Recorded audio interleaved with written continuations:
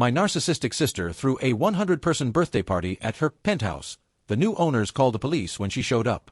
Hi everyone. Today's story will blow your mind, but really quick, if you enjoy this content, hit that subscribe button. Channel's been a bit quiet lately, and your support keeps it all going. Let's jump in. Original post. I, 31M, need to get this off my chest because I'm sitting in my penthouse right now, hands literally shaking as I type this.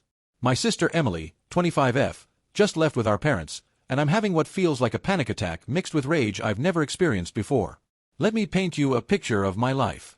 I'm Michael, the invisible son, the one who got straight A's but never got the celebration dinner. The one who worked 3 jobs through college while Emily got a full ride from our parents. The one who built a successful tech consulting firm from nothing while being told I was lucky every step of the way. Emily, on the other hand, has been the sun our family orbits around since the day she was born. When I was 6, I remember my mother Patricia literally taking my birthday presents and giving them to Emily because she was crying about wanting them. That set the tone for the next 25 years. Growing up, Emily's room looked like a princess suite while mine had hand-me-down furniture from garage sales. When I saved up for 6 months to buy a PlayStation with my paper route money, Emily wanted it. Guess who had to share, give it up completely?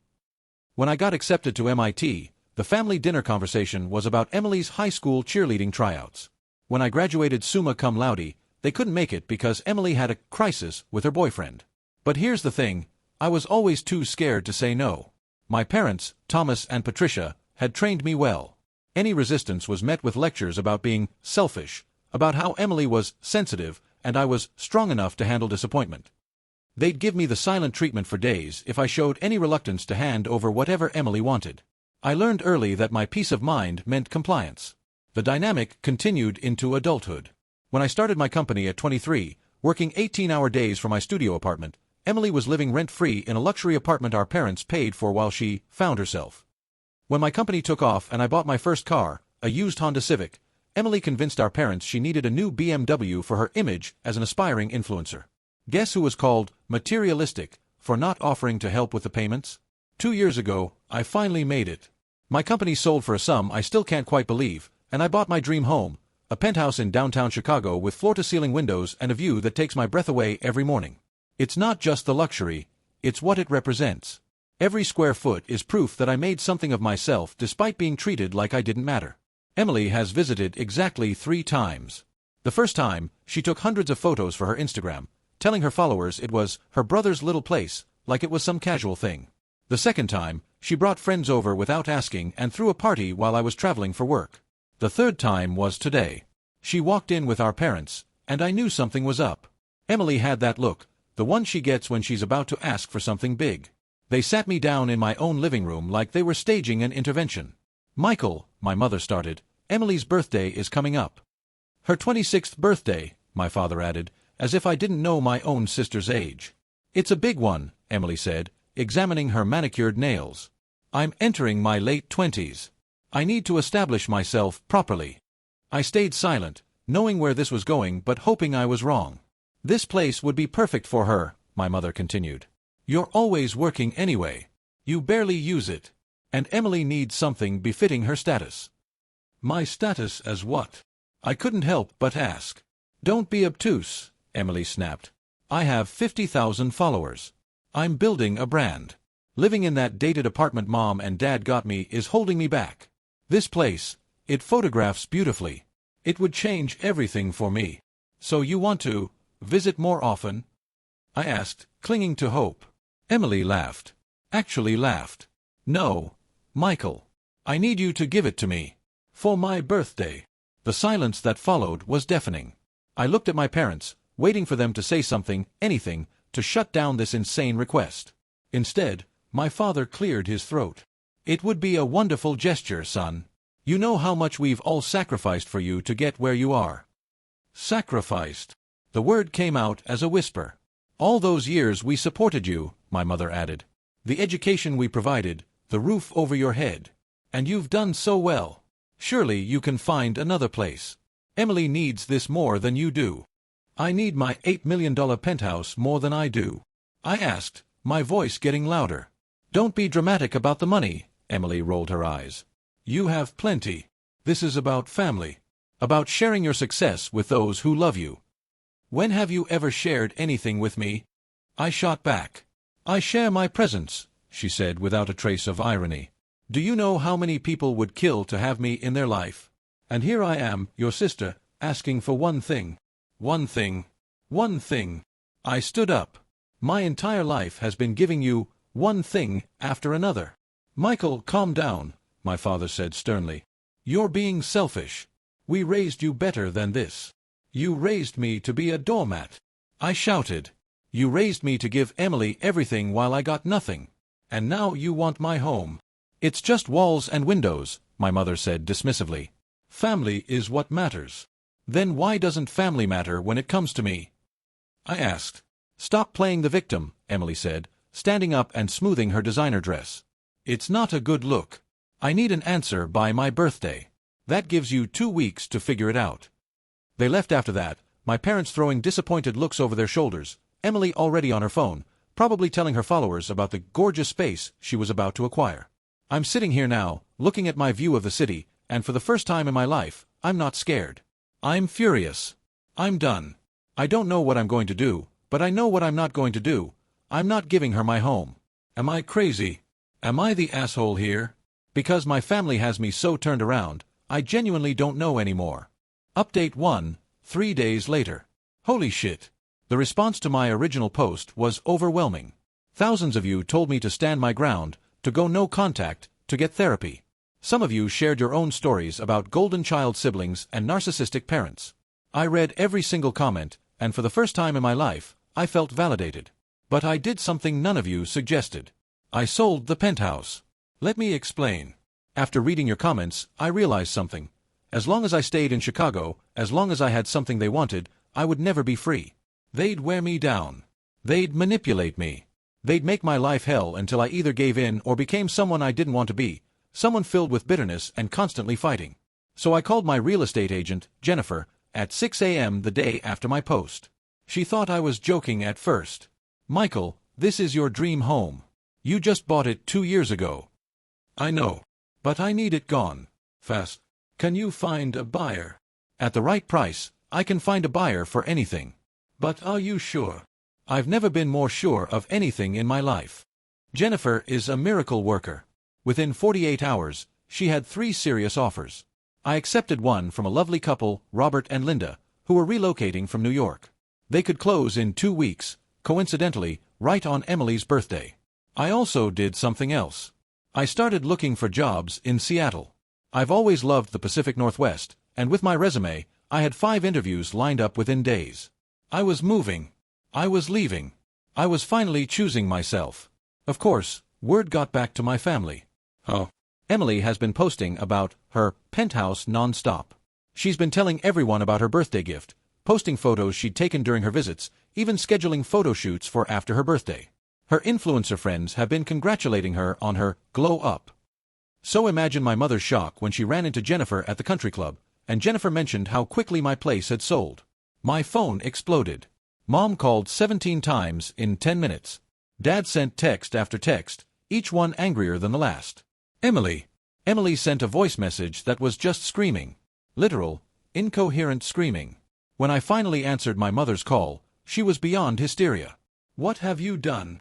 I sold my penthouse. That was Emily's birthday gift. No, it was MY home that I paid for with MY money from MY company.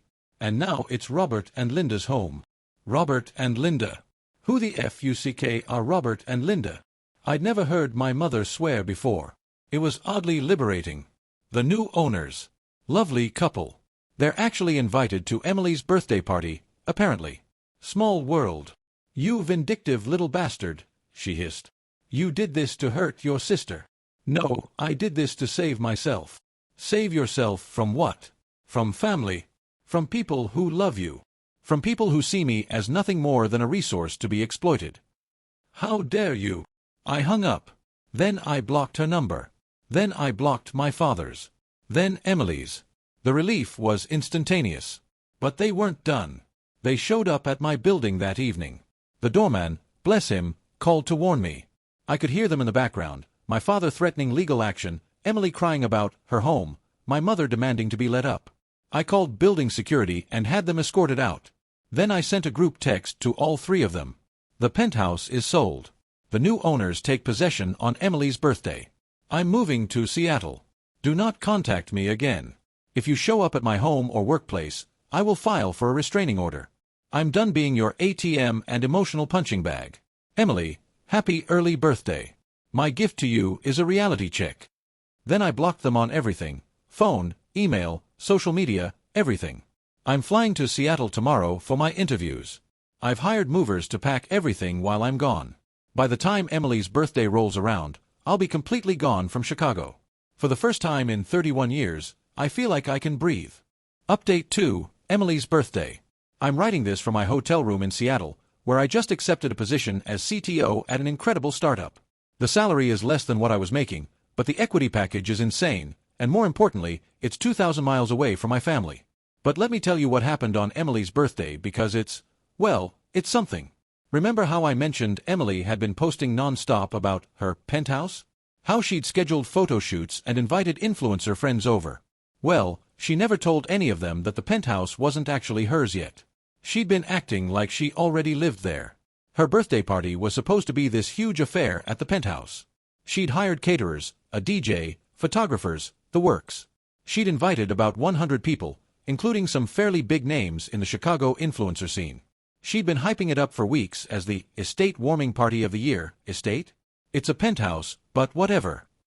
I know all this because Jennifer, my real estate agent, called me laughing so hard she could barely speak. Michael, you're not going to believe what happened. Apparently, Emily showed up at the building at noon with a party planning crew, expecting to set up for her 7 p.m. party. The doorman, who now knew the situation, politely informed her that she didn't live there and couldn't access the penthouse. Emily threw a fit. She called the police, claiming she was being illegally evicted. When the officers arrived and asked for proof of residency, she showed them her Instagram posts. The officers had to explain that Instagram posts don't constitute legal documentation. But here's where it gets really good. Robert and Linda, the new owners, they were having their own housewarming party. A quiet, elegant affair with about 20 guests. They'd hired their own caterer and everything was being set up when Emily somehow convinced one of the building staff, who didn't know the situation, to let her up, claiming she was visiting her brother. Jennifer was there. She'd become friends with Robert and Linda during the sale process, and witnessed what happened next. Emily walked into the penthouse with her photographer in tow, saw the strangers in her home, and lost her mind. She started screaming at Robert and Linda to get out, that this was her birthday gift, that they were trespassing. The photographer, confused, started taking pictures of the meltdown, probably thinking it was some reality TV situation. Linda, who was apparently unflappable, calmly called building security while Robert offered Emily a glass of water and suggested she sit down. Emily responded by trying to push him out of the penthouse. A 5 feet 4 inches influencer trying to physically move a 6 feet 2 inches former college football player. You can imagine how that went. Security arrived, along with the police, again, and Emily was escorted out, again. But not before her breakdown was witnessed by several of her influencer friends who'd started arriving for her party, expecting to be let into her new home. The story went viral in Chicago social media circles within hours. Influencer tries to steal penthouse for birthday party was trending locally. The photographer, it turns out, was a freelancer who immediately sold the photos to a gossip blog. Emily's followers started dropping by the thousands as the truth came out. She'd been lying about owning a penthouse, her rich brother had cut her off, and she tried to break into someone's home. My parents, meanwhile, had been telling everyone in their social circle that their daughter was getting a penthouse for her birthday. They'd been bragging about their successful children, and how Emily was joining the real estate elite. The humiliation when everyone found out the truth was, according to a family friend who reached out to me, absolutely devastating. But the best part? Remember how I said the sale would close on Emily's birthday? I'd arranged for something else to happen that day too. I'd hired an attorney to send cease and desist letters to all three of them, formally demanding no contact. The letters were delivered by process servers to my parents' country club during lunch and to Emily at her apartment building, where apparently several of her friends were consoling her about the penthouse situation. The letters outlined that any attempt to contact me, directly or through third parties, would result in legal action. I also included documentation of Emily's attempted breaking and entering, the police report from the penthouse incident, and suggested she seek legal counsel if she had questions. My phone has been blissfully quiet. Update 3, 2 weeks later. Seattle is incredible. I should have moved here years ago. I found a beautiful apartment, not a penthouse, just a nice 2-bedroom in Capitol Hill with a view of the water. It's perfect. No one here knows about my family drama. No one here expects me to give them anything. I'm just Michael, the new CTO who brings donuts on Fridays and is really good at debugging code. But I need to update you on the family situation because it's taken some turns. First, Emily's influencer career is in ruins. The Penthouse party meltdown story got picked up by bigger blogs, and she became a meme. Someone found all her old posts about her penthouse and created a compilation video set to Fake by Logan Paul. It has 2 million views. Her Instagram is now private, and she's lost about 90% of her followers. I know this because my cousin Rachel reached out. Rachel and I were close as kids, but she'd been traveling abroad for the past 5 years. She came back to find our family in chaos and wanted to know what happened. I sent her the links to my Reddit posts. Her response, "Holy shit, Michael. I'm so proud of you." Also, Aunt Patricia tried to convince my mom to make me give Emily my condo as a recovery gift to help her heal from trauma. So thanks for the heads up about the insanity. Rachel has been my inside source on the family situation, and it's something. Apparently, Emily had to move back in with our parents because she couldn't afford her apartment. Why? Because our parents had been paying for it, but they'd been using money they'd been guilt-tripping me into sending them over the years.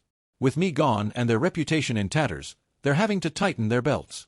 My father had to cancel his country club membership because people were actually laughing at him. The story of him threatening to sue the doorman of my building for not letting him into a penthouse his son had sold had become legendary. My mother has been telling anyone who'll listen that I'm having a mental breakdown, that I've been manipulated by internet strangers into abandoning my family. She's created this whole narrative where I'm a victim of online cults who've turned me against them. Emily, meanwhile, has tried to rebrand as a survivor of family trauma and started a new Instagram account about healing from betrayal. She has 47 followers. Her posts are all about how she's been victimized by a narcissistic sibling who couldn't handle her success. The comments are mostly people laughing at her or calling her out for her lies. But here's the thing that really got to me.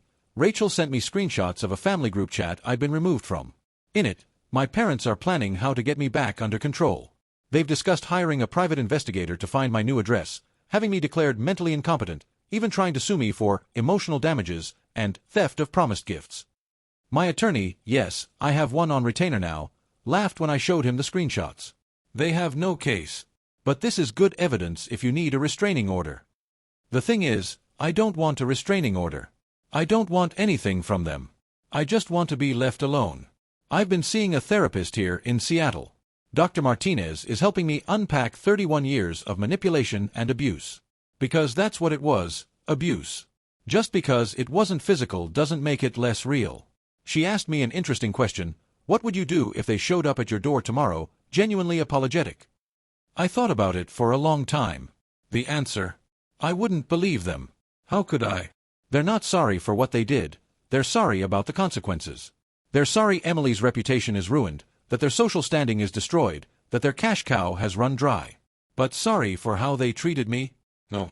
That would require them to see me as a person, and I don't think they're capable of that. Final update, 6 months later. I wasn't going to update again, but I figured I owed you all closure. This is long, but it's the end of the story, or at least, the end of this chapter. 6 months in Seattle, and I barely recognize my life. I wake up without anxiety. I can buy things for myself without guilt. I joined a hiking club and made friends who don't know anything about my past. My therapist says I'm making remarkable progress. My startup is doing incredibly well. We just closed Series B funding, and my equity is now worth more than I made selling my last company. But let me tell you what happened with my family, because it's been a journey. About 3 months after I moved, Rachel called me with news. Emily had gotten arrested. Not for anything related to the Penthouse incident, but for credit card fraud. Apparently, she'd been so desperate to maintain her lifestyle that she'd stolen our mother's credit cards and run up $50,000 in debt. Designer clothes, fancy restaurants, a trip to Dubai that she posted all over her new Instagram. Our mother, in a twist I didn't see coming, pressed charges. Rachel sent me the police report. Our mother told the officers that Emily was out of control and needed to learn consequences. This from the woman who'd never held Emily accountable for anything in her life. I thought maybe this was a wake-up call. Maybe they were finally seeing what they'd created. But no. 2 weeks after Emily's arrest, I got a call from an unknown Chicago number. Against my better judgment, I answered. It was my father. "Michael," he said, his voice broken. Your sister is in jail. Your mother has lost her mind. I need your help. I thought I was very clear about no contact. Your mother is divorcing me, he continued as if I hadn't spoken. She says it's my fault Emily turned out this way. That I was too soft on her. She's taking everything. And you're calling me because you're my son. Despite everything, you're successful. You've always been the strong one. I need a loan. Just enough to get me through the divorce and pay for Emily's lawyer. I laughed. I couldn't help it. Are you serious right now?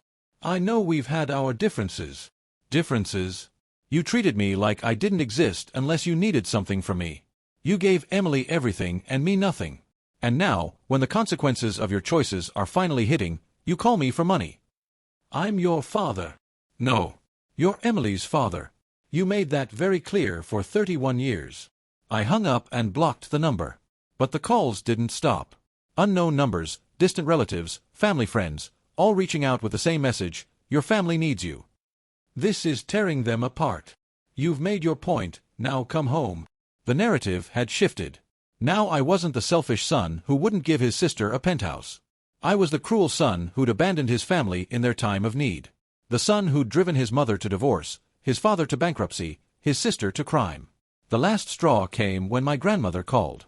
My sweet, 85-year-old grandmother who'd always been kind to me, even if she'd never stood up to my parents. Michael, dear, she said, her voice frail. I don't have much time left. I want my family together before I go. My heart broke. But then she continued. If you could just give Emily the money for a good lawyer and help your father with his debts, we could all move past this. You have so much, and they have so little now. Even my grandmother.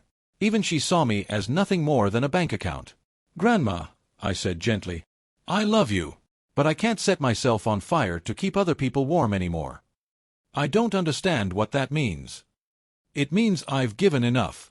I've given my childhood, my peace of mind, my self-worth. I won't give anything else. She hung up on me. She passed away 2 months later. I didn't go to the funeral. Rachel went, though, and told me about it. Emily had been released on bail, paid for by a family friend, who I suspect was actually a guy she'd been dating. She showed up in designer black, crying dramatically and taking selfies at the graveside. My mother, now divorced and living in a small apartment, spent the entire service glaring at my father, who'd had to borrow a suit. The eulogy, given by my aunt, included a pointed comment about family members who choose money over blood. Everyone knew she meant me. Here's the thing, though, I'm okay with being the villain in their story. Because in my story, I'm finally the hero. I've been promoted to CEO of my startup after our founder decided to step back. My equity is now worth 8 figures. I bought a house, not a penthouse, but a beautiful craftsman with a garden where I'm learning to grow tomatoes. I'm dating someone, a fellow tech executive named James who understands boundaries because he's had to set them with his own toxic family. My therapist asked me recently if I regret selling the penthouse. The truth. It was the best decision I ever made. It wasn't just about denying Emily something she wanted. It was about choosing to remove myself from a game I could never win. The penthouse was never going to be just mine as long as my family knew it existed. There would always be another birthday, another crisis, another reason why Emily needed it more. By selling it, by leaving, by cutting contact, I finally sent a message that couldn't be misinterpreted. I am not your resource. I am not your backup plan. I am not responsible for your happiness or your choices. Last week, I got a letter forwarded from my old building. It was from Emily, written in purple pen like we were teenagers. Michael, I know you hate me. I know you think I'm spoiled and entitled. But you don't understand the pressure I've been under. Mom and Dad always expected me to be perfect, to be special. You got to be the smart one. I had to be the pretty one, the popular one, the one who made them look good. When you sold the penthouse, you didn't just take away a home. You took away my chance to finally be something more than their doll. I needed that place to prove I could succeed on my own. I'm in therapy now, court-mandated, but still. I'm starting to see things differently. I'm not asking for forgiveness or money or anything.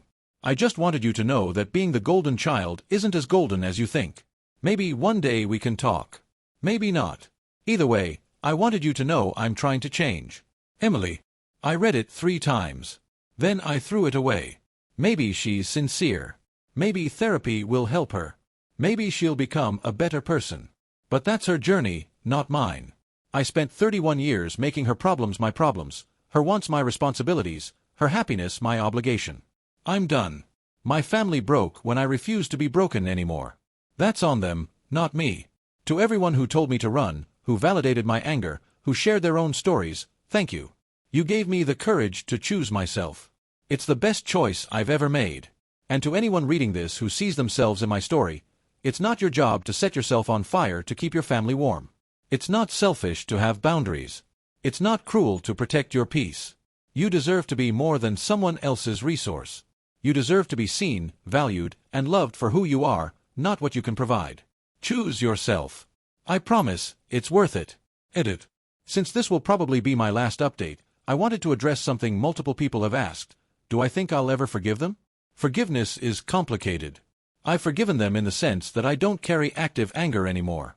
I don't wish them ill. I hope Emily gets the help she needs. I hope my parents find peace. But forgiveness doesn't mean reconciliation. It doesn't mean forgetting. And it definitely doesn't mean giving them another chance to hurt me. I've built a life without them, and it's a good life. A peaceful life. A life where I matter. Why would I risk that for people who've shown me, repeatedly, that they don't see me as a person worth loving? Maybe that makes me cold. Maybe that makes me unforgiving. But it also makes me free. And freedom is worth everything.